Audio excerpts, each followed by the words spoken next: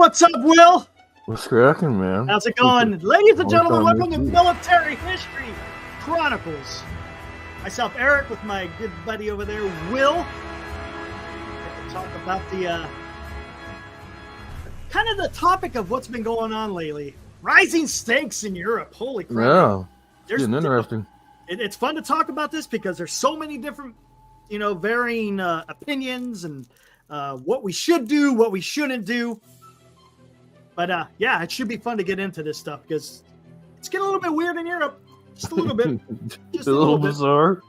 But I want to kind of get into some other things. Not only what President Macron said with the president of France, but, I kind of want to get into, does this war that's happening in Ukraine, does this resemble any other wars that we've ever had in the past? Not we, but I'm talking about as the world. Have we seen this before? This type of the fighting that's going on currently. We're going into what, year 3 in the conflict, right? Yeah. Russia, the Russo-Ukrainian war. That's probably what it's going to be called, right? The Russo-Ukrainian war. Pretty much what it is. Going to be called. Yeah. But additionally, I kind of also want to kind of hit on what is, this is going to be more opinion. What is the reason why Putin invaded Ukraine? Take away the denazification and all this Russian-speaking area. Let's get rid of that. Let's do away with that. Let's get into what we really think the reason why Putin. I think we can all kind of agree of the timing of why he did it. That's kind of a consensus there. But what was the reason? Right. There's a couple of things I want to get into that. But hey, guys, thanks for joining. I appreciate it. I see a new guy in there, Chase Broberg. I saw him in NorCal. What's up? He's got a minor in history. Awesome. Cool. Got some other guy in here. I like that. Good deal. I saw him in the chat in NorCal. He had some pretty good things to say about the ownership. I agree with you 100%, Chase. There you go. Chase, just so you know, a little bit of background. I served 21 years in the Air Force, retired in 2014. Used my GI Bill, got a BA in history with a concentration in military history. And then I continued on to get my master's in the same history with a concentration in military history, just so you know kind of the background of where I'm coming from. Will B, he's a fellow Army vet, served 8 years, right? Active duty? 8 years, 4 years active, 4 reserve. There you go. Cool. So yeah. And of course he's got he's very knowledgeable in what we're talking about here. So very well read. Thanks, Jim. Appreciate it. Right on, Jim. I had dual MOSs. Yeah, 2, right? Nurse and 68 whiskey and a 68 whiskey Mike 6 and 25 November. That was the communications one, right? Right, signal. Thanks, Chase. Yeah, last one. Appreciate that. That was when you were in the reserves, I'm guessing. Yeah, I got out of it. Need to get promoted, man. Gotcha. All right, here, let me get into my Twitter because I'm gonna tell you something right now, guys. I don't get all my information, but it's nice. There's a lot of prominent people who are in on Twitter, and you could find a lot of information, a lot of good information, a lot of weird information. Right. So you might want to. You got to be very careful in the stuff that you pull out because you don't want to pull out fake news or anything like that. But Chase says, I thought Russia mostly just wanted to get Crimea back from Ukraine, but would love to hear your takes. Yeah, we'll get into that here shortly. First thing I want to get into, though, kind of what's been the talk of the last couple of days was France's stance on what is going on in Ukraine. As a matter of fact, this is straight from. They did a total 180, man. You know what? It's interesting. And here, guys, thanks, Tom. Appreciate that. I'm gonna preface this, okay? What's going on in Europe? Be careful what you ask for. Right. And you know what this is where I'm going. Okay. When I say be careful what you ask for, there's a segment of, the population here in the United States, and there's political leaders who say, you know what? Hey, Europe should be able to take care of Europe things, right? That's fine. Well, guess what? They're starting to take things into their own hands. All right. And we could get into this later. You got before President Macron came out with his statement today, because they had I guess they had a big meeting of European leaders in Paris. Poland had come out and said, hey, if you guys don't, if we start seeing the lack of support, we'll go ahead and start developing our own nuclear weapons. All right. Now you got the president of France saying, hey, you know what? I think maybe we might have to eventually send French troops into Ukraine. And he actually said, but you know what he actually said? He actually said that, it wouldn't invoke Article 5 because it's by their own by their own means. They're doing it in their own means. So it's not, they're not asking to be protected from Article 5 of NATO. Article 5 being that an attack on one NATO nation is an attack on all. So everyone's supposed to come to the help of that one nation. So it's interesting. That's what I'm saying, guys. You got to be careful. America needs to be active in what's going on in Europe. Not only because those are our friends and our allies, but do you want stuff to start going sideways in Europe? There's a history there. Not recent, but there's a history there when Europe starts getting a little bit funky. First off, where did both world wars start? In Europe, right? And let's even go before that. How many? The 30 Years' War, the 100 Years' War, the Northern War, the Franco-Prussian War, the German wars of unification. You name it. There was war. The Romans. I mean, and think about Gauls, the Visigoths. Both the world wars. It wasn't just Germany barking at other countries. No. It was Italy barking at other countries too. Hey, we'll take our stab at it too. Russia, Austria. They all wanted their piece, and World War I was even more of a conflagration than that. Oh, what a mess that was! Yeah, we can. That's a topic I want to hit. What was it 14 nations or something? 14, 16 nations involved in all that. I mean, they took their turns. There's another guy I want to focus on too. I'm already sidetracking this. I want to get into Otto von Bismarck. Oh yeah, the guy was ahead of his time as far as hounded. There's a certain term that he developed called realpolitik, and that's something we got to get into. It's fascinating geopolitical strategy, but we'll get into that another day. But here, let's get real quick. Let's get into what Macron. I think that's how you say Macron. Yeah. That's how you call say him macaroon. Yeah, there you go. But listen to what he had to say. This is his Twitter. It says, alongside Ukraine with our partners, we stand resolutely for as long as necessary and whatever it takes. Here we go. Ensemble des alliés qui sont prêts à le faire, c'est le cas de la France, seront là résolument aussi longtemps que nécessaire et quoi que cela exige. Ceci nous a conduit, après une discussion très stratégique et prospective, à nous mettre d'accord sur 5 catégories d'actions sur lesquelles il y a un consensus pour prendre de nouvelles initiatives.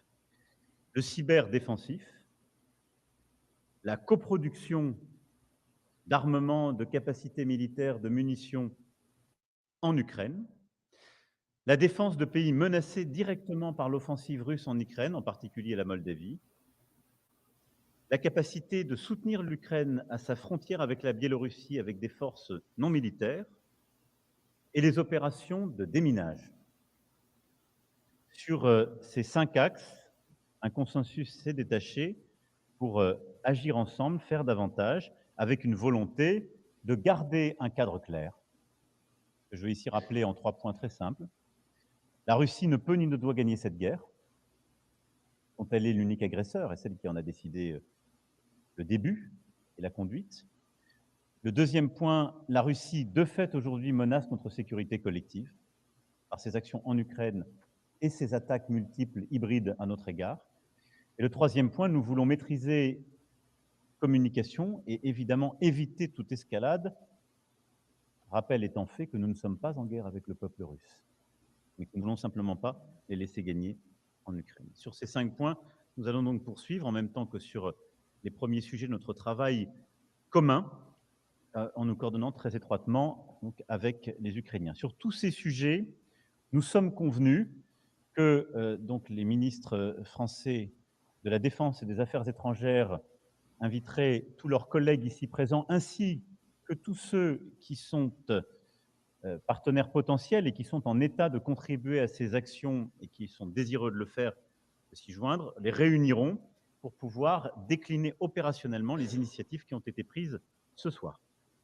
Ceci redit notre détermination à tous, plus encore qu'hier, quelques jours après les 2 ans début de cette agression russe, de soutenir l'Ukraine, de permettre à l'Ukraine justement de négocier dans les meilleures conditions la paix et le retour à sa souveraineté pleine et entière et à son intégrité territoriale, et notre volonté concrètement de bâtir notre sécurité collective. Interesting. Interesting. I tell you something right now, this is a little bit weird because I never expected, in my lifetime, for France to step up in all of Europe. They wanted nothing to do with it for the longest time, right. and they don't even want anything to do with the Middle East either, so it's like, okay, where did this come from? This is very interesting because right. I think people are starting to see the writing on the wall. Lo says, hey, what's up, Los? Just a guess. But is Russia almost laughing? No, I don't think so. I don't know. France has been sending quite a bit of support to Ukraine. The Scalp missiles, that's something, I don't know if you guys know about this. Both, I think, what's it called? I'm trying to remember. What is it? Oh, it's both the same missile, but they're called differently. In the UK, they're called Storm Shadows. In France, they're called Scalps.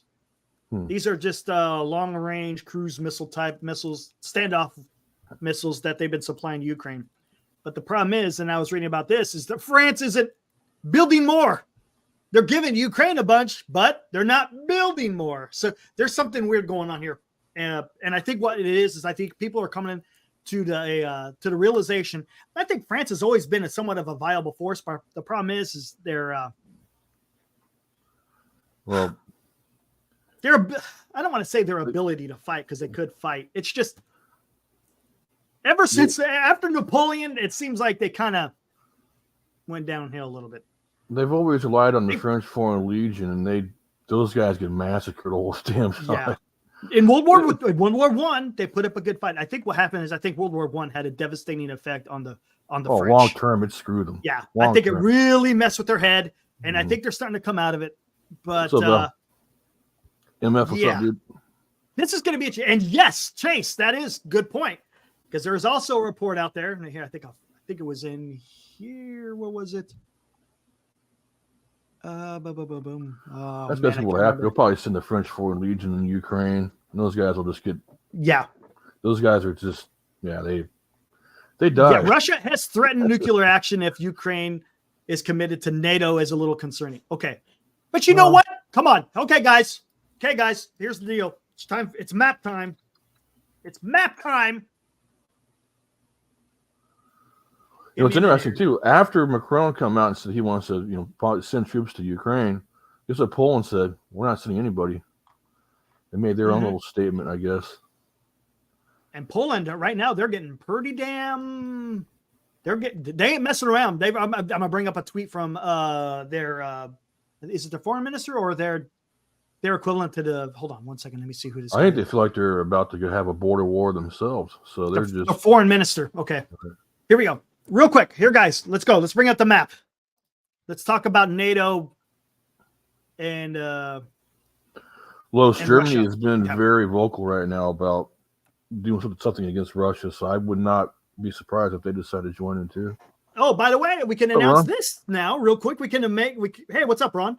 We can announce this. Sweden has been admitted into NATO. Hungary gave their approval. So now Sweden. Oh, wow. Who do we got? Look at this in the map here. We got Sweden. We got Finland. Got Norway. Wow. And I saw a lot of information out there. You know what they're calling this area? The Baltic Sea? They're calling it the NATO Lake or the NATO Sea. Because guess what? This is what I'm getting to. Okay, you're worried about Ukraine. There, or Russia or Putin or whatever is worried about Ukraine entering NATO, right? Okay, I understand. But guess what?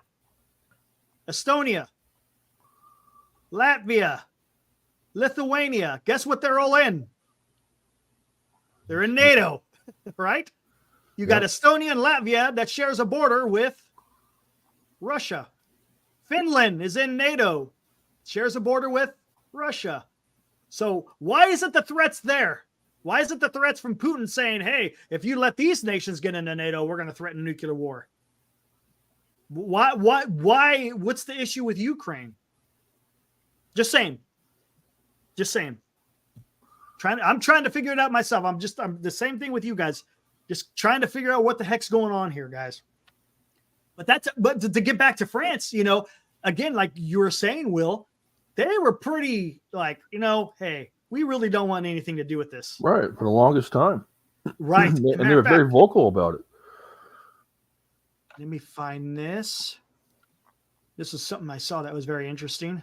Oh, that too. Where is it at? There's the scalps. Oh, here we go. Doom, doom, doom.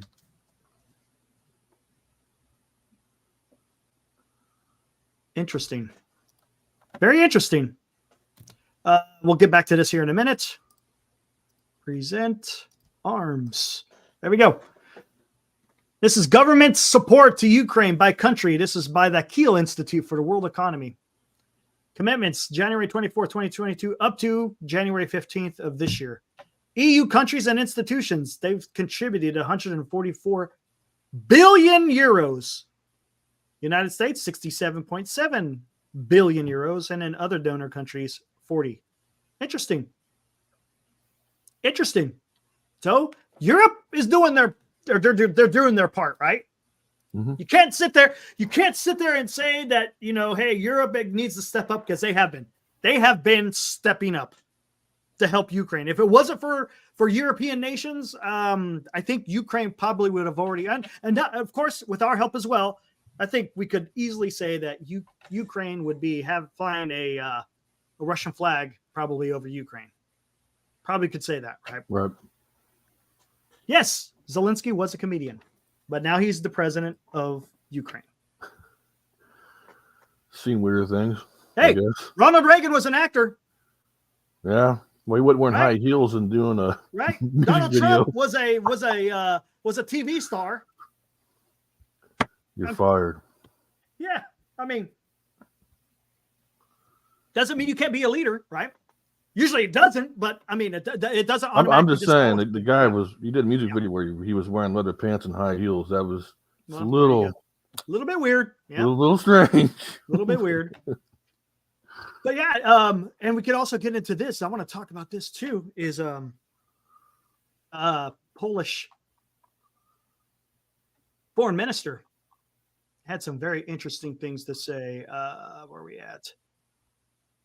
Yeah, he pretty much did, Chase, in his interview with old Tucker. He wants to take over Ukraine because it's part of the old, what they called Rus back in the day, Russian land. Mm. He also said something about Hungary too. Hungary, he says something in Hungary. He said Hungary also had rights to certain territories in Ukraine as well. And that they should exercise their rights. There's a lot of history. There's history that goes back centuries. Exactly. Right? Oh my gosh, half of Asia was controlled by the Mongols. Yeah. I mean, the Mongols got all the way into Hungary, and then they decided to pull back.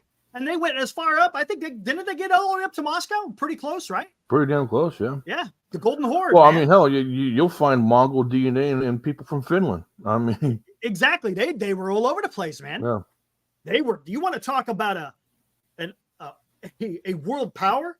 The Mongols were incredible. Oh yeah. All right, let's get into this. Here's the Polish foreign minister. He was I'm not sure who he's talking to, but here we go. I like what he says. He's here. We're spending 4% of our GDP for defense, and if Putin really threatens us, we'll double it because we will not be a Russian colony again. Interesting. Yeah, they got treated like crap. Yes, they did by both. Oh, hold on. We'll get into that. For 15 years. Poland has been spending 2% for 15 years. We've now gone on to obligatory 3% of GDP. In fact, we'll be spending close to 4% of GDP. And I'll tell you more. If needs be, if Putin really threatens us, we'll double it because we will not be a Russian colony again. He had a great speech in the UN, basically saying, oh yeah, that's great. Where was this at? Oh, this is good. Russia did not, I should say, the Soviet Union didn't treat Poland very well, right? Remember 1920? He talked about that. 1920, they tried to go and invade Poland and take it over to be part of their territory. Yeah, So that was if there's one constant in Russian or Soviet, we'll say Russian, Soviet Union, and Russian history, because that's kind of what it was. Because you had the Russian monarchy, then you had the Soviet Union, now you got the Russian Federation. One thing that they always did is they always went and grabbed as much land as they could. These guys were constantly absorbing land. It doesn't matter whether they're sovereign nations or not, they absorbed them. right. Okay. Ooh, Chase, look at that. The United States should be slightly more isolationist. We'll talk about that. Lewis got a good comment as well. Okay, let's see what Lewis says real quick. What do you guys think of the theory that by sending so many resources and funds to help Ukraine, that Russia's ally will be in better position to attack Taiwan with less U.S. help? Great point. I'm afraid of that. I mean, that's why I don't want to see us have troops sent over to Ukraine, because if we do that, I'm pretty sure we'll get backdoored. It opens the door wide open. Check this out. This is by Colby Vadra. This guy's pretty good. He's a security columnist, defense news analysis with a pronouncement of arms sales.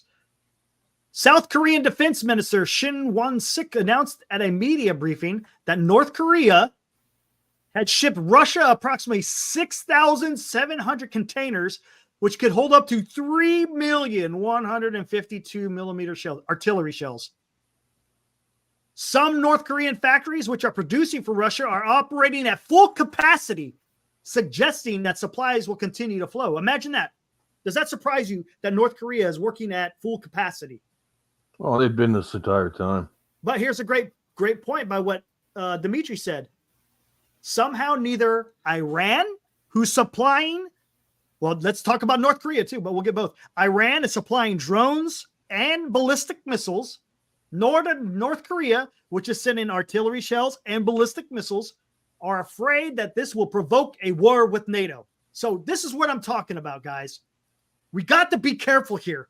You got bad actors out there, and don't tell me that they're not in cahoots. Russia, Iran, and China, and to a lesser, I shouldn't say to a lesser extent, but North Korea.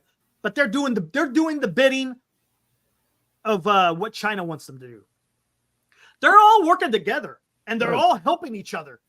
But yet, if a NATO nation helps Ukraine, all of a sudden it's going to provoke come on. You can't sit there and say Russia's getting all this stuff, but yet none of the NATO nations could support Ukraine. Right. Come on. I'm sorry, but that's not how you win in trying to negotiate. Or if you're trying to win a war, that doesn't work. If you back down in the face of this type of encroachment, is that really a good word? I guess you could use encroachment. But look what these other nations are doing, guys. It's a scary time, and I agree with you, Will. You can't ignore what's happening in the Pacific as well. You can't. How much bigger is our economy today than it was during World War II? Oh, guys, dude. Right. What's the metrics on that? I mean, really? Light years, right? Does anyone know whatsoever how much can we all agree that it's 100 times bigger, maybe more? At least, if not more. I mean, it might as well be I mean, the economy today compared to what it was in World War II. What did we do during World War II? Built the biggest Army, Navy, and Air Force the world has ever seen. We had much more manufacturing power back then. We did, absolutely. But today, for some reason, we can't even build 155 millimeter artillery shells. We're having issues doing that. But we're talking, gosh, what, 70 years ago, 80 years ago? Yeah, 80 years ago, because we're coming up on an 80-year anniversary. Can you believe that? The 80th anniversary of that's D-Day. wild, isn't it? Wow. I know. So 80 years ago, we were able to produce more than what we can today with a grossly larger economy. People have fallen asleep at the wheel. That's what's happened. Yeah. This is what happens, though. You see this in history, guys. You see this in history. Think about it, too. I mean, think about our military. Look how much of the stuff that we have outsourced. I mean, all of our components and everything. Absolutely.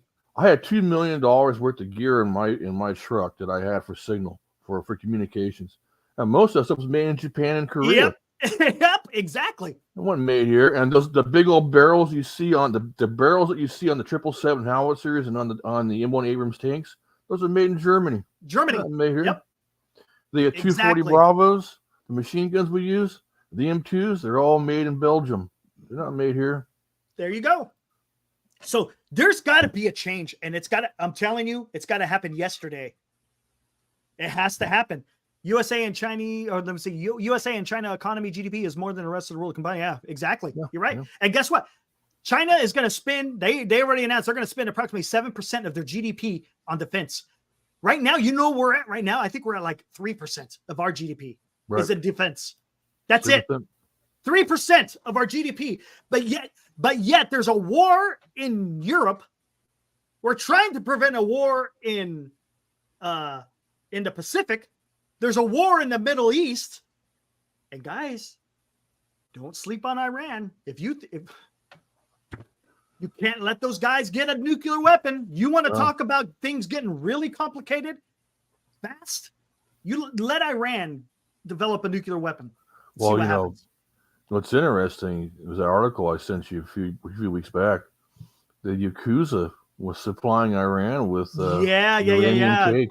Was it a Japanese terrorist group or something? Right? No, it's just a criminal. They're the mafia. They're the mafia. Gotcha. Yeah, I wouldn't be surprised.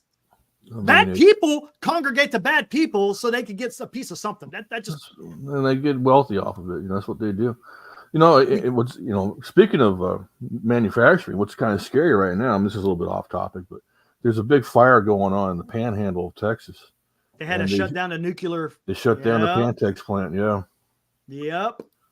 Where they build nuclear weapons. Build and maintain. Yeah. Oops. Yeah, I saw about that earlier today. But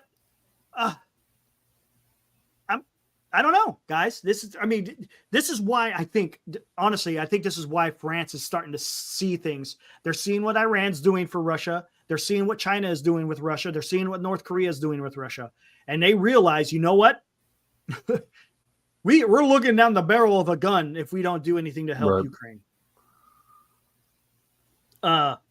What do we do about it? I don't know. But we got to be, yes. America is traditionally an isolationist, slanted country. We try not to get involved. Just hey, let us do our thing. You do your thing. Don't get me wrong. We still get involved in stuff. I get it behind the scenes, but on the big stuff, we want to be isolationists. But you can't do that in this day and age. You just can't. And I think a lot of people have fallen asleep at the wheel at a time when other people were on the march. Right.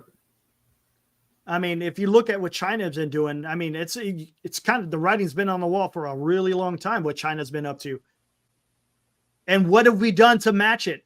Nothing. We've done nothing. I understand under the Trump administration, they started doing a bit of more of a China focus, but what exactly did that get done? I understand he put tariffs on China. That didn't do nothing to China. You're tariffing yourself. Exactly. You're just making products and services more expensive for your citizens in your home country because they're just going to charge higher. That's all they're going to do. They're not losing. And guess what? Is that going to affect their GDP? Hell no, because guess what? They're still going to build even if their GDP sucked, they're still going to invest it into their military. Right. They know better, and that's the response we should have. I mean, our response right now, obviously, we don't need to be sending troops anywhere. I don't think. Right? No. But, We don't need to send our troops. But the proper response would be, okay, you know what? Here's what we're going to do. We're going to start building more ships. We're going to start increasing our arms. We're going to build more aircraft. We're going to get ready in case you guys want to do something funky. We're going to drill down on our training again. We're going to bring back the old NCOs who knew what they were doing, bring them as instructors, build up the military. There you go. Something has to. The big stick theory, man. You're right. The big stick theory. Absolutely. Exactly. But the problem is we're speaking softly and have no stick. Nobody respects us. Look at what's going on in the Red Sea still. I mean, perfect example. Thank you, Will. Perfect example. What I meant to send you this on YouTube. There's a guy who breaks down. He's a maritime guy. He spent his entire career, but he has a whole list of the attacks of all the ships that have been attacked throughout since a few months back. That thing is huge, man. They got a ship out there right now, sinking right now. They evacuated it and everything. I mean, look at this, guys. Dude. Oh my! Come on. Let's go down here. Yeah. This is where Eisenhower's operating in the Red Sea. We're letting people who live in the freaking. I mean, no offense. I mean, no offense to Yemen or anybody like that. No, they live in the literal Stone Ages. They're living in the Stone Age. This is the Houthis, guys. I mean, the Houthis. Did you? No, don't get me wrong. You gotta play that video of the military again. The military parade. Holy crap! That's who we're getting held hostage by. Jesus. And we can't stop them, and they keep launching missiles. What are we doing? Really? Come on. What is going on? It's absolutely ridiculous. No. And we need strong leadership. And I say this over and over and over. And when I mean by strong leadership, I'm not talking about someone who's wants to go to war and all this stuff. I mean, sometimes you have to, but you got to be able to show some strength. And the only way you can show strength is, as you said, is to have that big stick. If you don't have that big stick, you're going to walk all over you. We're in a recession right now. People need work. People need money. Why not create more jobs by building up, the arm? Have people work at Northrop Grumman, Raytheon, have them Gendyne, have them all. I mean, you know what? It just makes too much sense. If you think about it, in World War II, because we were just recovering out of the Great Depression, right? I mean, Think about that, guys. We were just coming out of the Great Depression. I think it officially ended in like 1938. Mm-hmm. World War II kicked off in 1939. We started getting involved after 1941. So we were still, just getting back on our feet. World War II was a boon because of, as you said, the amount of military. Look, should our economy be based all on building military equipment? No, it's not. But guess what? We need to be doing a lot more than what we're doing now. We needed to do a lot more than we've done in the past. Right. We have to. We need to be strong, because if you're not strong, people are going to take advantage of it.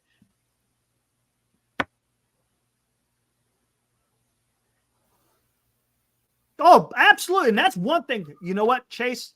Will vouch.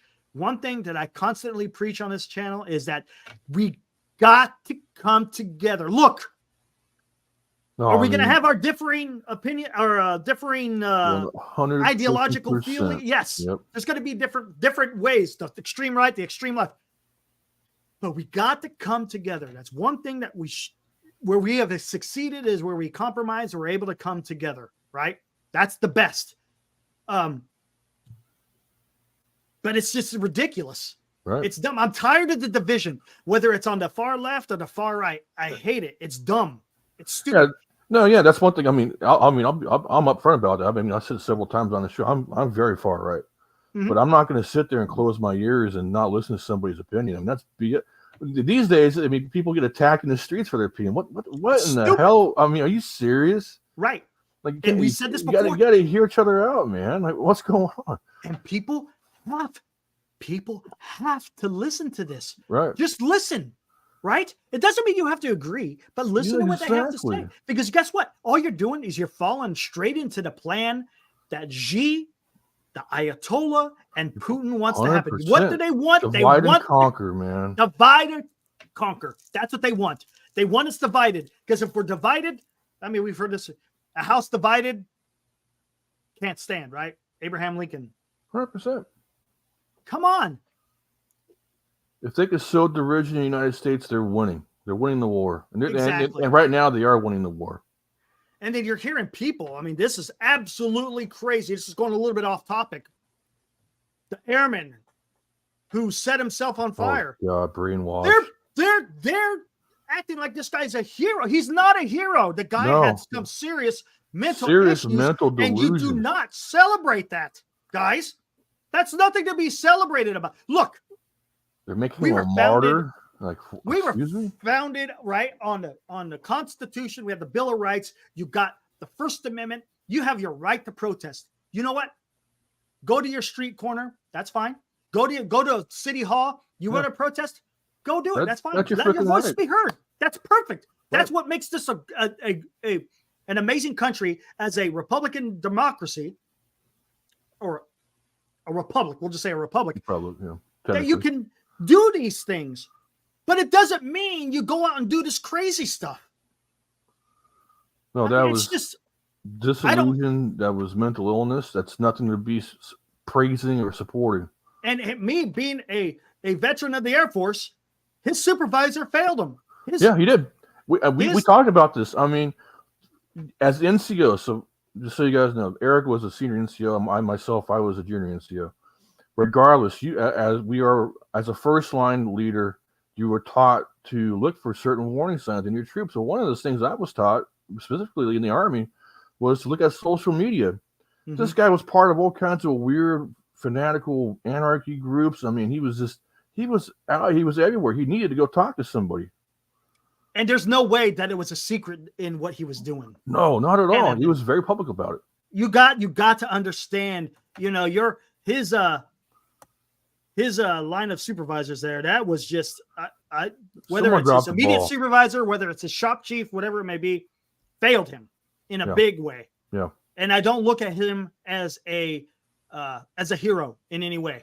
And the saddest part about it was this, and I hate to use the term brainwash, but that's what he sounded like when that first little bit there where he was talking about why he's doing what he's doing. That just something. They're marching in the streets and saying that in San Francisco. That's what they're saying. I mean, come on, man. I don't get it. And the worst part about, and the other, not the worst part about, the other bad part about it is they're saying, well, he grew up a Christian, and he grew up in this radical Christian family, and it made him this way. No, man. If you're an actual Christian, you don't light yourself on fire. That's not how. No. You know where you go when you do that. So give me a freaking break. But this is what I'm talking about. Chase, this is what makes man. This is what's making our country divided. Yeah. Like kind of the stuff like this. Yeah.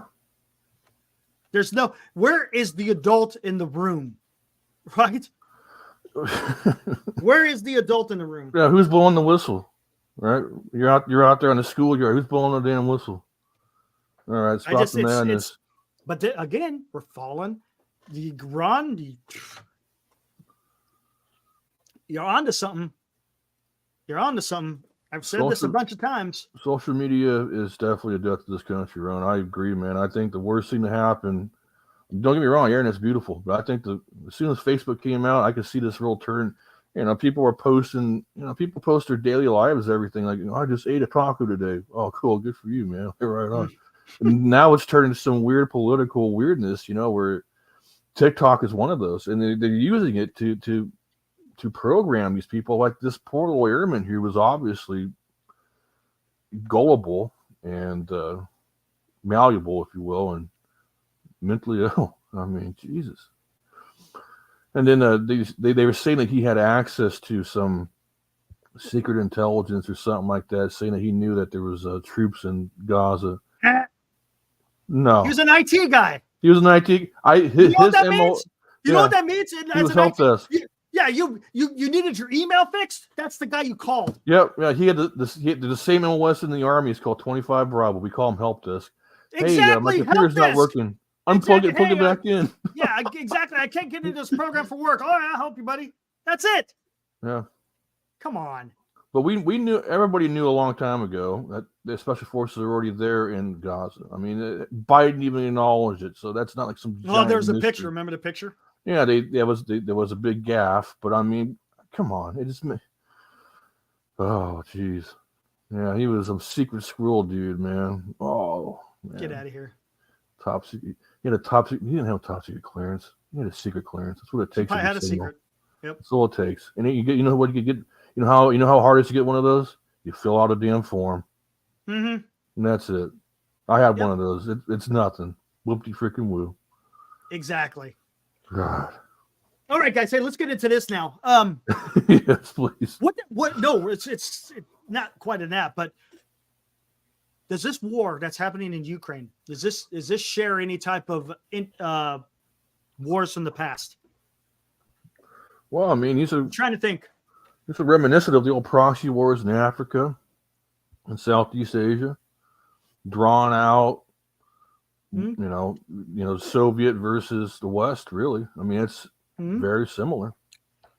Kind of like when Soviets invaded Afghanistan. Or the Chinese back in the Vietnamese. Yeah, the Vietnamese, Cambodia, Laos. Here's another thing. On the ground, what is it kind of similar to? On the ground. Oh no, yeah, my dad had one of those. You told me what that's like. Oh, dude, you gotta go. You gotta freaking give your left arm. Yeah, he told me what the interview was like, and I was like, okay, that's a little wild. Do you like little boys? They ask you that stuff. They ask you that kind of weird. stuff. It's weird stuff. But the situation on the ground, is it kind of similar a little bit to Afghanistan? World War One? You know, a lot of trench warfare, right? Right, and then couple that with the way that all the other nations are posturing right now. Yep. Getting everything together, it kind of fractured. And well, if you think about it, what is the biggest thing that's happening? They're the heavy use on artillery, right? Heavy use of man's land, massive human wave of hitting your certain spots in a line, right? Right. I know the Russians, it's a meat grinder. They're just throwing men after men. Oh, they're throwing convicts at them. There you go.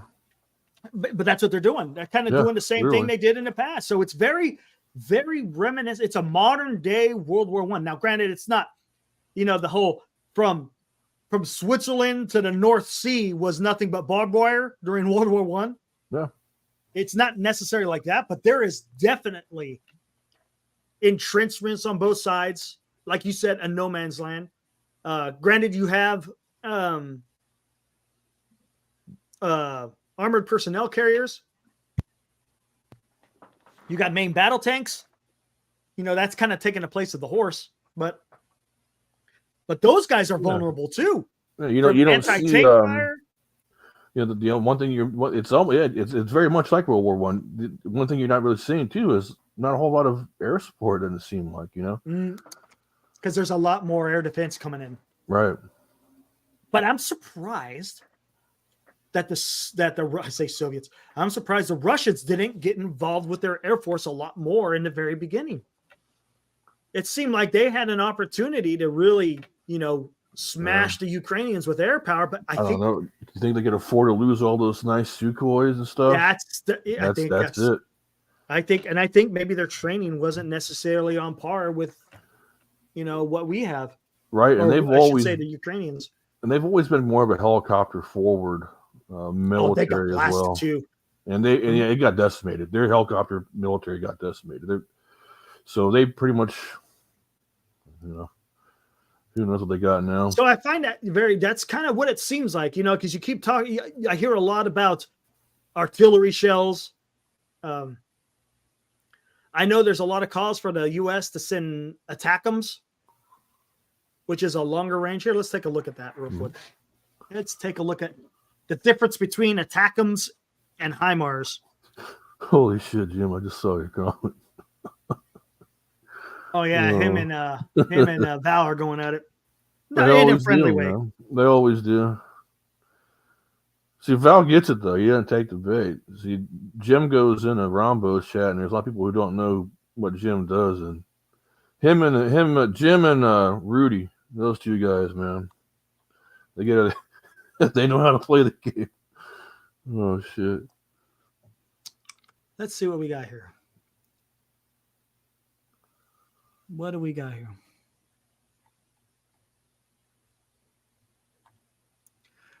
Okay, don't want that one. I'm on the Lockheed Martin, the people who build this. I think Jim got banned off of Larry's channel, I think, unfortunately. Not sure if that's... Jim, did you get banned off of Larry's channel?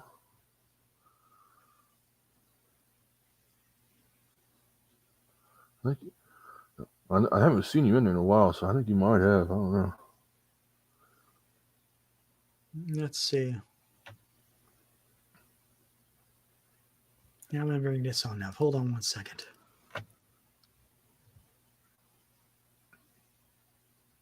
Attack'ems. That's what I thought, Jim. So they don't get it, man. They don't get it. Oh, well, it means you won. That's one victory. Oh. Wow. Okay. Good old. Don't call him a fanboy. Someone's got to call him a fanboy tomorrow. Don't do that. Dare you, Dan. I know you're watching, Dan. I know you want to do it. Well, he already did it. Never mind. He texted him. Called him a fanboy. Yeah.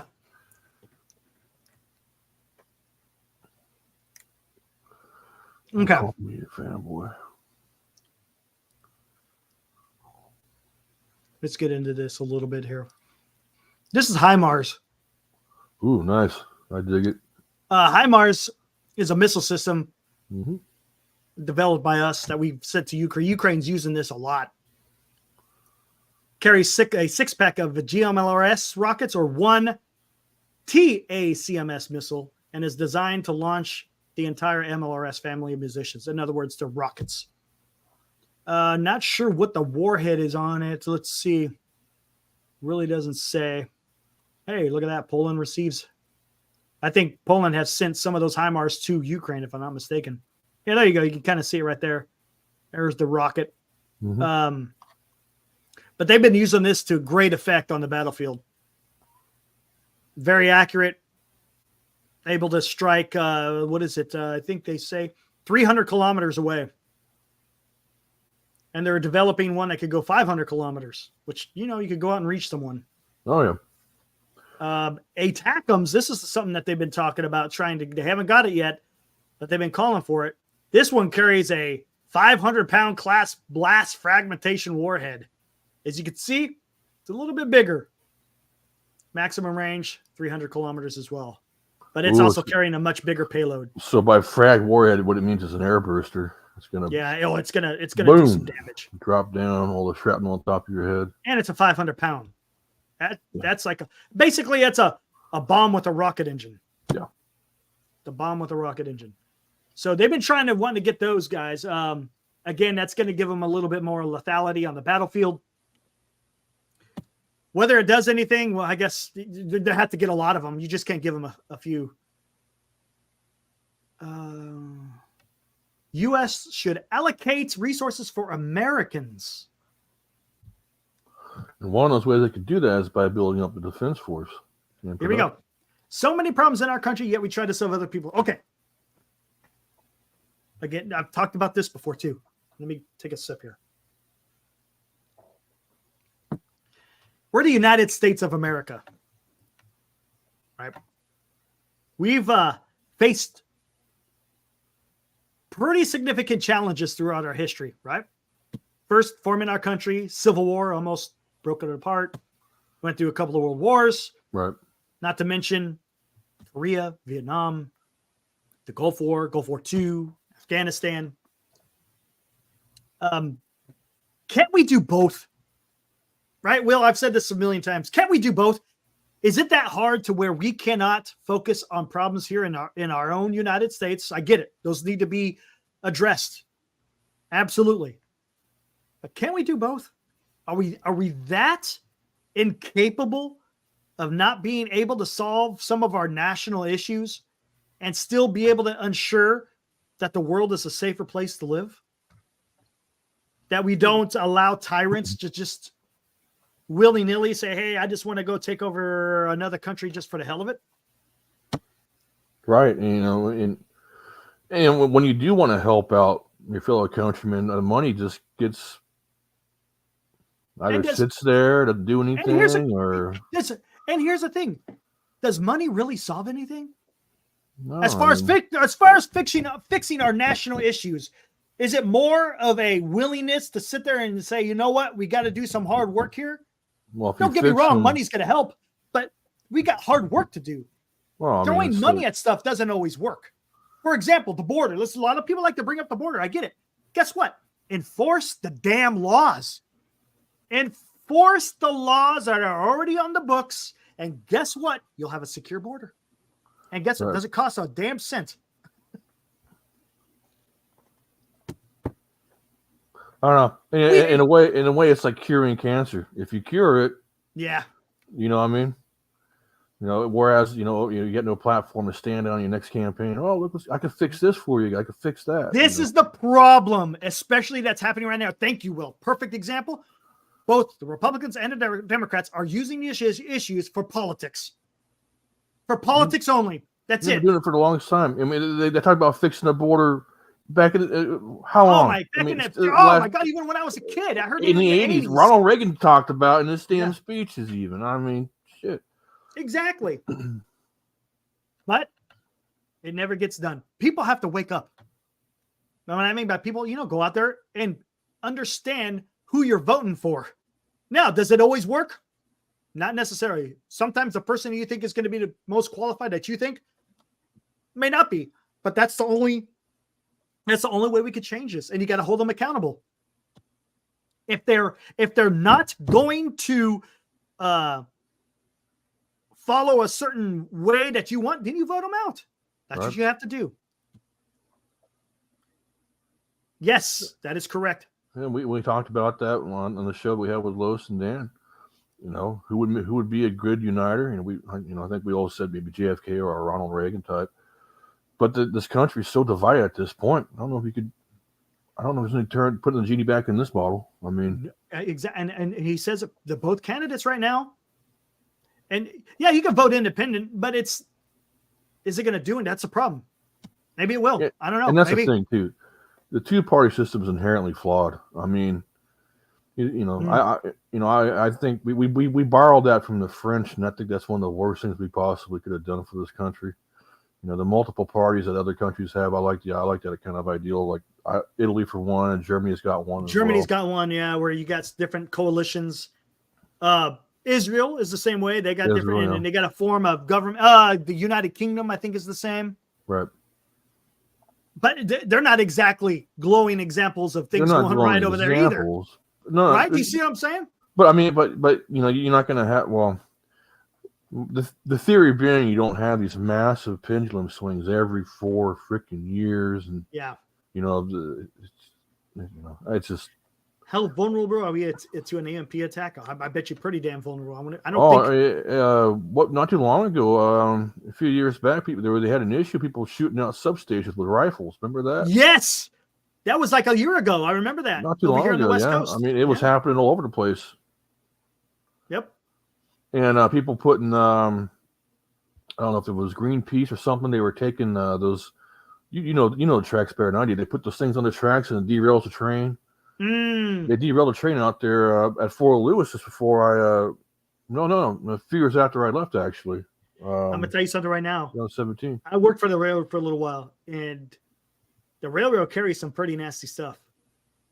Mm-hmm. Yeah, you don't want to derail a train. Take a look at what anhydrous ammonia can do. Yeah, go ahead and tanker car full of anhydrous ammonia. If one of those things derails and it leaks, oh boy. A lot of people don't know that, though. Have a nice little acid spill. Yeah, but the anhydrous ammonia, it's just because it's heavier than air. Yeah. And it'll it will start fanning out.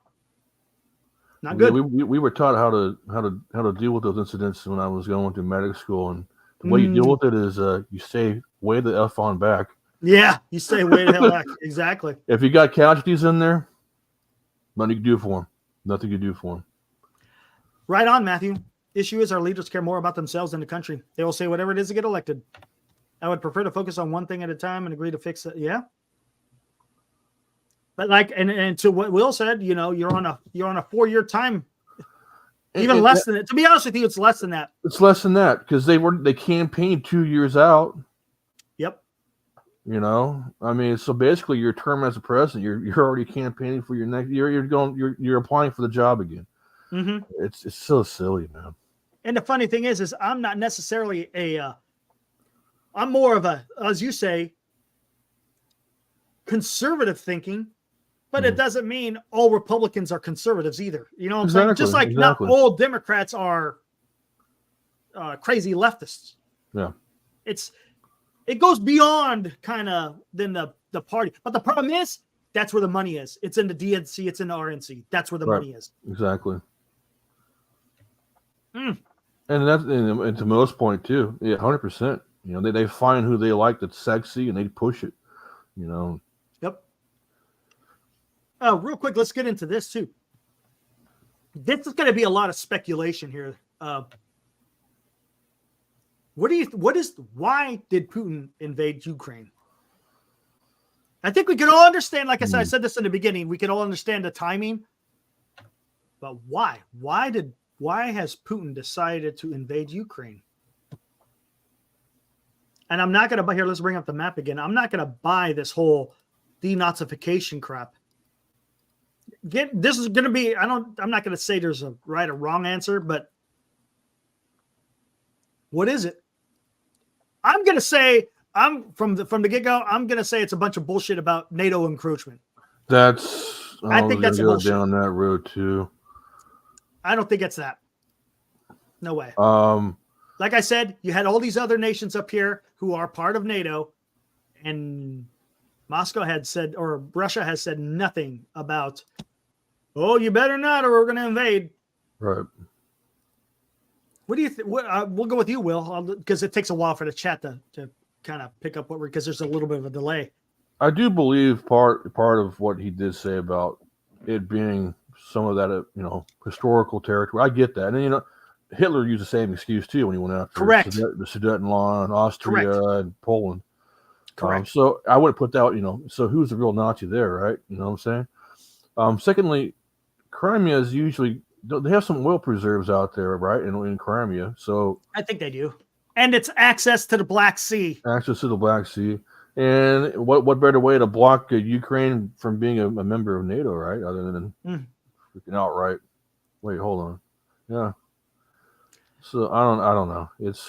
And we got some crazy stuff happening over here on this border of Moldova. Right, and the Belarusians too.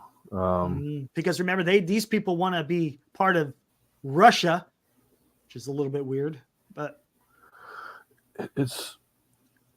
But why? Why does he want the glory days of the Soviet Union? Remember, this guy was a KGB agent during the Soviet Union. He was an East German KGB colonel. Well, what would Ukraine add to their economy other than being a drain? Really, I don't think so. Ukraine has a pretty big economy, if I'm not mistaken. They're building like they're huge in like God, what was it? It's almost like it's a test bed for China. Hey, look what we're doing over here. Maybe you know what I'm saying? Well, I think it's okay. Here we go. You know what I'm saying? Like if we could do Ukraine, then you could probably do Taiwan. Hey, maybe it's not even that. Maybe it's even more sinister. Maybe this was the plan all along. Right? Drag in the West to Ukraine. Drag the West into Ukraine. Backdoor Taiwan. Backdoor Taiwan when everyone's not looking. At the same time, you got the proxy of Hamas led by Iran. Yeah, locking coming down over here in area. the Middle East. So now, where do you respond? Do you spread yourself too thin? How do you respond? There you go. Yeah. And the thing is, it's the timing because we're not built up now. We could be, if we decided to all of a sudden overnight decide to start manufacturing, within a couple of years, we could be pretty damn he could be damn pretty powerful. Right. And I've heard some things with China. You know, I've heard of 2025. I heard 2027. That's when they decide. That's when they want to possibly make their move on Taiwan. But who knows? Is it a bigger scheme? Is it necessarily? Yeah, don't get me wrong. I think Putin has his aspirations to rebuild what was lost with Ukraine, but I think it fits a much bigger strategy. I think. What do you? I don't know.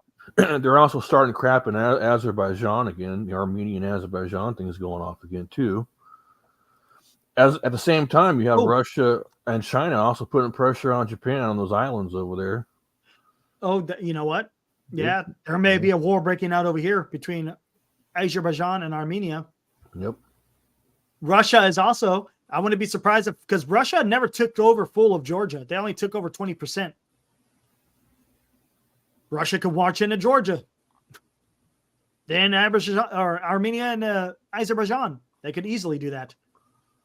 Again, it's all about putting everything back together again. Yeah.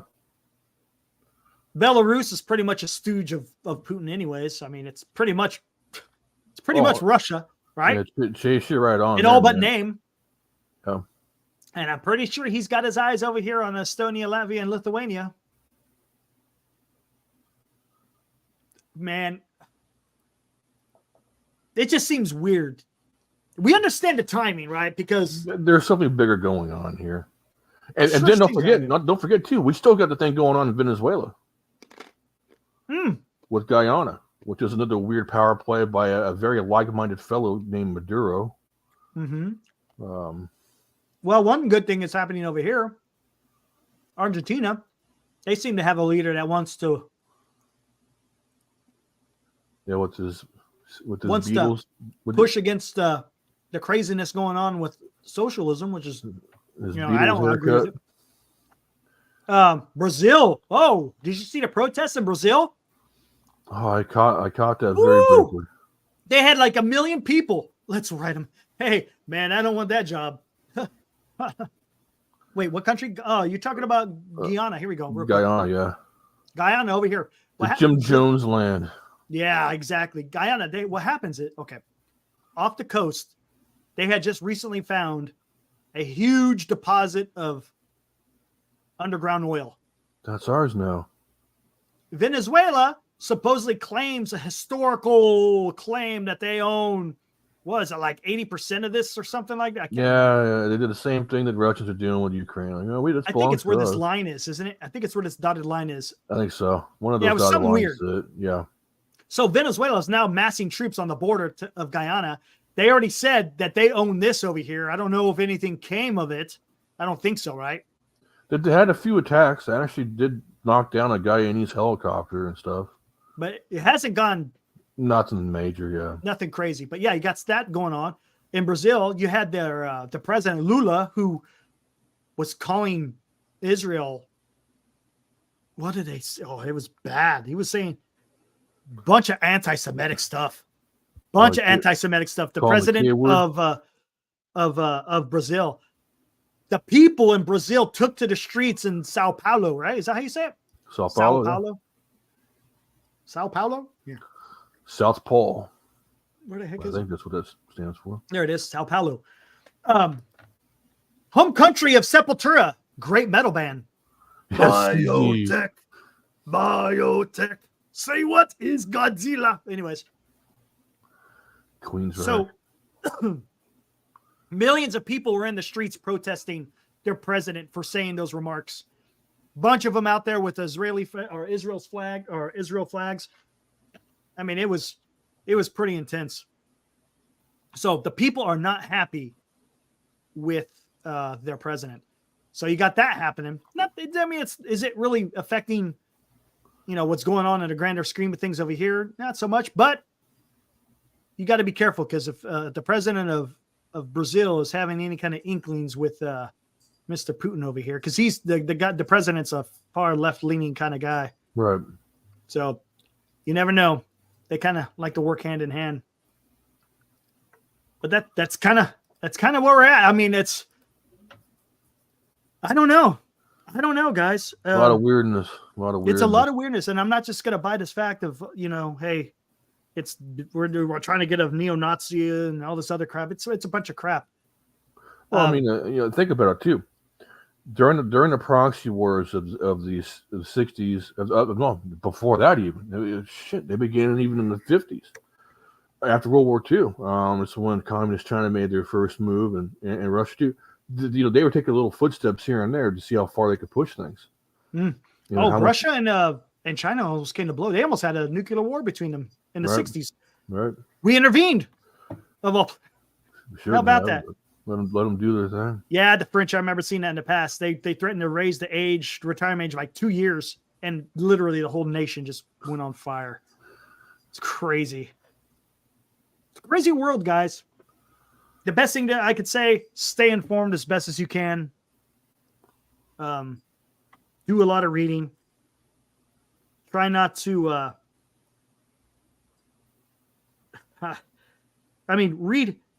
read legitimate stuff.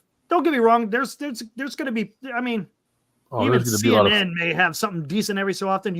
But the thing is, just understand, kind of weed through the bullshit and get to the crux of what the story is, and come to your own conclusion.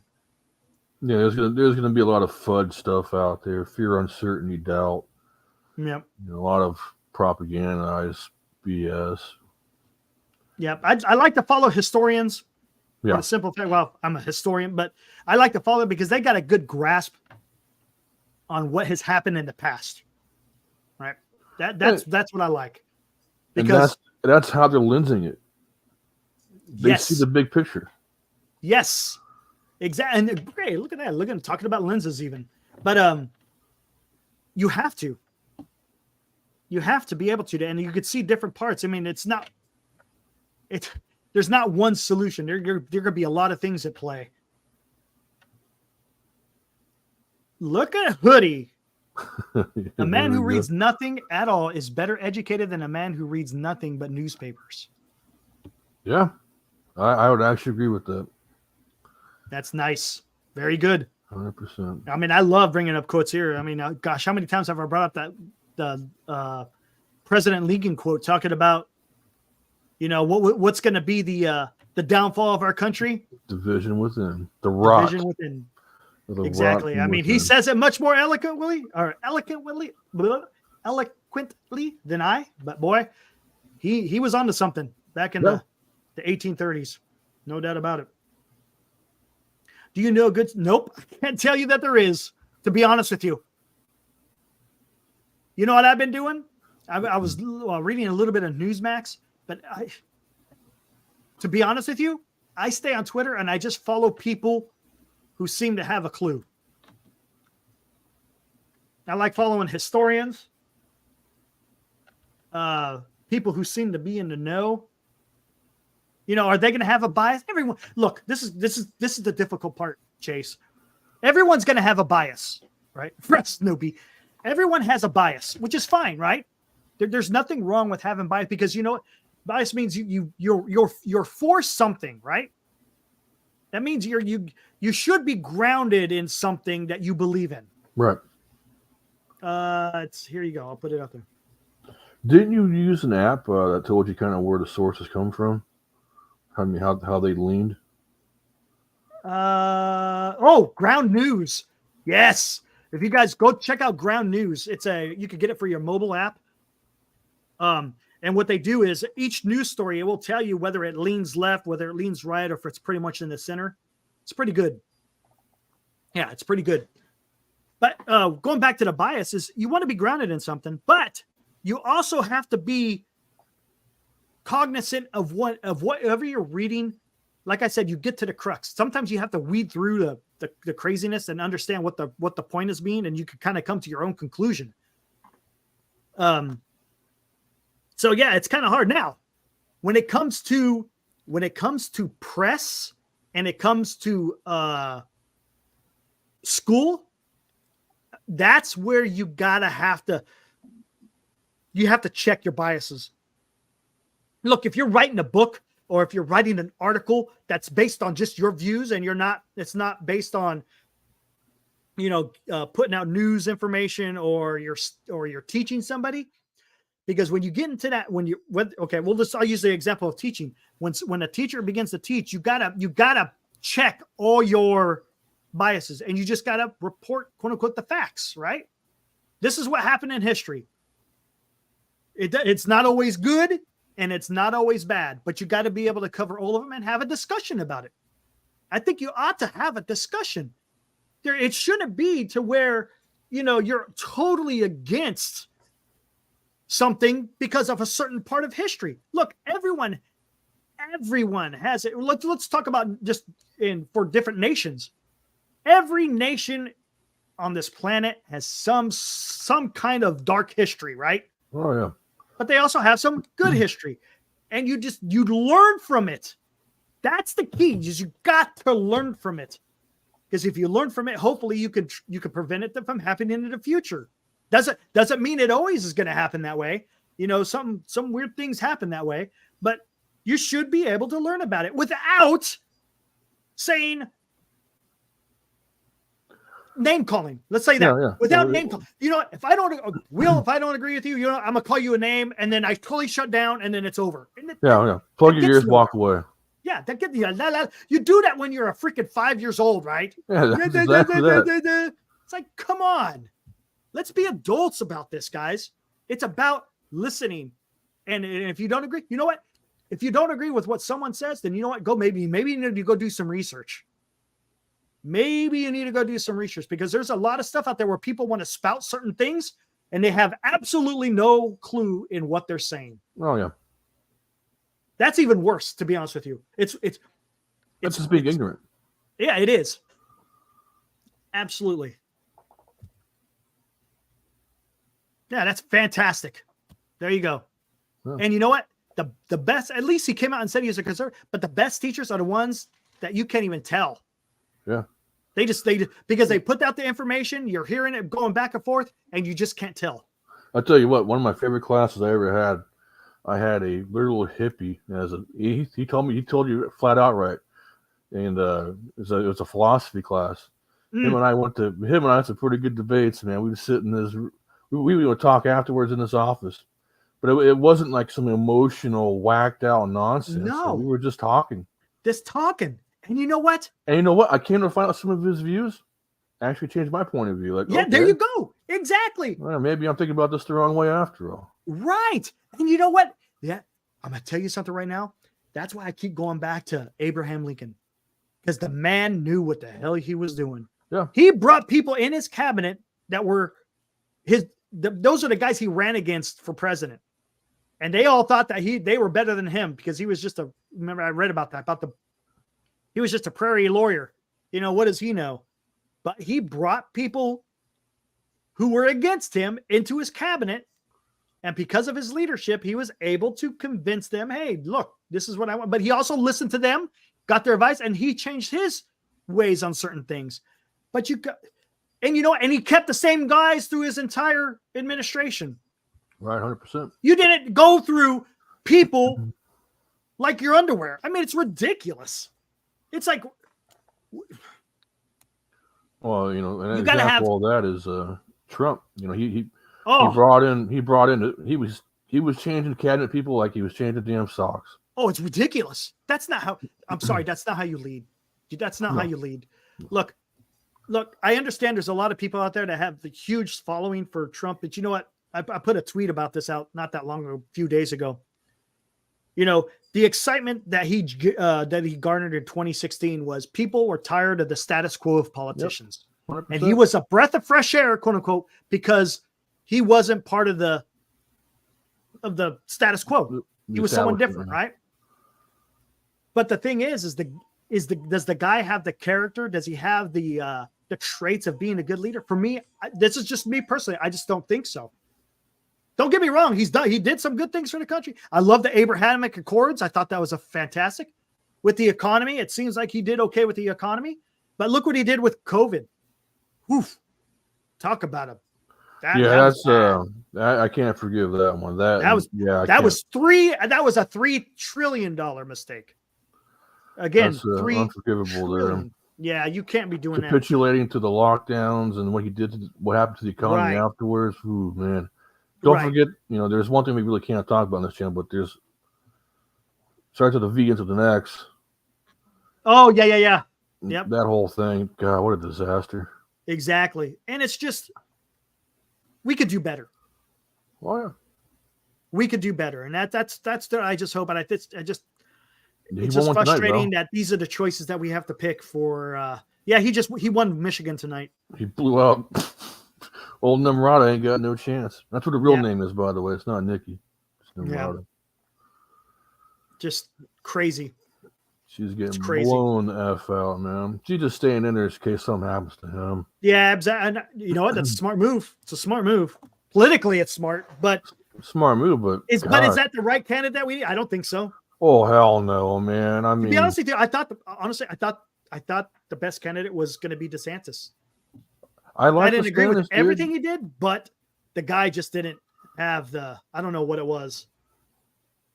He just couldn't pull together. He just came across as stiff, not very.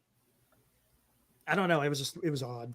I like Cruz, man. I was a Cruz missile fan for a while there. But he ain't even in the race. He ain't part of that no more. Oh, Cruz, yeah. Yeah. I just don't know.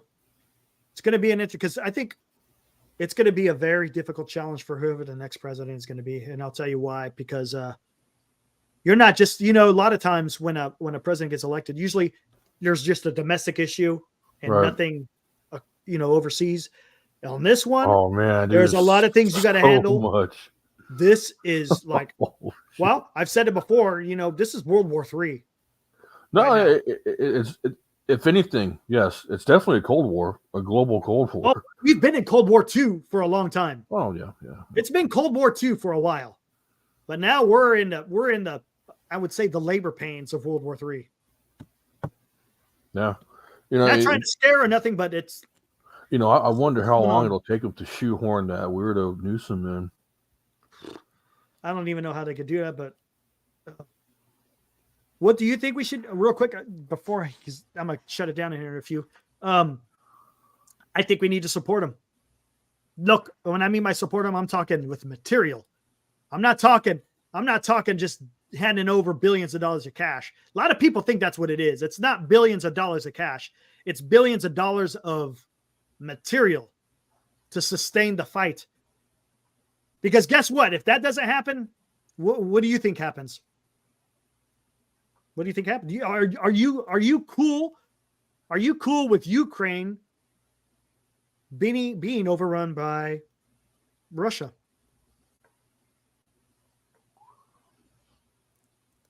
I mean, and the implications that entails. Yeah, what does it entail? I think there's bigger pictures involved. I don't think it's just, Ukraine falls and then that's done. I think there's other implications. Yes, I saw that earlier, Ron. There's a second recall for Newsom. I didn't see the petition. Have you? I haven't seen it either. I don't know what's going on. Maybe they're starting the petition. I'll probably see them at Walmart next time I go. Interesting. Another recall on Newsom. That doesn't bode well for him. No. Because I think there's a lot more people upset with him now than ever before, even more than the first recall. But can't imagine anyone outside Russia wants Ukraine. Exactly. People see what this is for. I don't. You can't. I mean, and what I don't understand, there's so much defeatist attitude out there. Oh, there's no way Ukraine can do this. Just let Russia. It's just like, what are you talking about? Really? Is that where we come to? Is that where we've come as a nation to where we just back down? Who else is helping Ukraine? Well, I brought up the graphic earlier. Europe is giving a lot. Yeah. What was it? 166 billion dollars worth of euros. I mean, Germany. Remember a couple months ago we talked about this on the show. They gave away a whole brigade's worth of equipment to them, tanks and whatnot, APCs. Yep. Oh, Chase has got an interesting question. What's he say? You were both in the military. What do you think of the presidents while you served? You don't. You just do your job. Yeah, you don't really get too involved. I mean, personally, Was it Article 88 or 87 of the UCMJ? Yeah. Clinton really didn't bother me too much, for the simple fact that, it was pretty peaceful during his tenure. It was more domestic stuff. Really didn't affect me too much. Bush, of course, because of September 11th, that's where things really started getting crazy. But that wasn't President Bush's fault. Obama, that's the reason why I had to retire. So enough said. Yeah. Enough said. Yeah. Well, I had Obama and Trump in my stay. Obama, for a while, wasn't too bad. We were getting out of, later on, we were getting out of Afghanistan. But in 2014, when they passed Obamacare, that's when they started doing the troop reduction. Yeah. And, that's the thing. Back in 2000, it started really in 2011 and 12 was it the first wave of all they tried to, but it wasn't going through, right? Yeah. Well, the NCOs were just getting, the NCO Corps was starting to get decimated. People were getting kicked out for, they were cracking down all kinds of weird stuff. People were, drinking and fighting and whatnot, getting kicked out of the military, or at least in the army, rather than getting a second chance or something like that. They were looking for any reason not to re-enlist you, it seemed like. And then one thing I found too, like, later on, like 2014, 15, we had gear shortages. I had guys who didn't have enough gear to go out in the field with. They'd have no sleeping bags or anything like that. I was like, what in the hell is going on, man? There was some wild stuff. But our NCO Corps, during the time period, during the last half of Obama's tenure, our NCO Corps got freaking decimated. Absolutely decimated. I mean, there's no going back from that. Yep. All right. He's a good talker. I can't stand. He's a sleazeball. Can't stand him.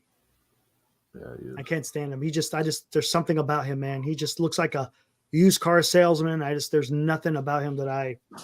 Obama phones. What's that? I would sell Obama phones. That's pretty funny. That's awesome. I got my Obama phone. Yeah, they had the commercials for you. Remember that, man? Yep. I remember. A lot of people voted for him because of that. They did. See, that's what's wrong, man. You shouldn't be voting. That's what's wrong, man. Don't vote because of that bullshit. Oh, my God. Unbelievable. Guy promises you $100 in your bank account. You're going to go vote for. No. That's not. Wrong answer. Yeah, there's definitely a difference when you're serving and when you're a civilian as far as your commander-in-chief, for sure. There is a difference. Yeah, but to be honest depending. I don't know what it's like for you, but to be honest with you, I think we I don't think we really talked about. I mean, then again, you're not supposed to talk about that stuff anyways. Yeah, we really never talked about it. I don't remember ever really having a conversation about it. No. Just personal observations, really. No, exactly. Especially during and after September 11th. That was Yeah, that was definitely a momentous time right there. That changed so much. Oh, yeah. So much. I went to go to the Army recruiting station to go be an Army Ranger, and I came back and my old man was like, "No, you ain't doing that." I didn't go get my job for you to throw away a college education. I'm like, okay, exactly. Sorry, Dad. Anyway. Hey, Chase, I appreciate it, man. Yeah, dude. Come back. Probably go again on probably Saturday. Right on. Somewhere on there. Do it twice. Do it on the weekend, and one day on the weekend, one day during the week. Yeah, you bet, Chase.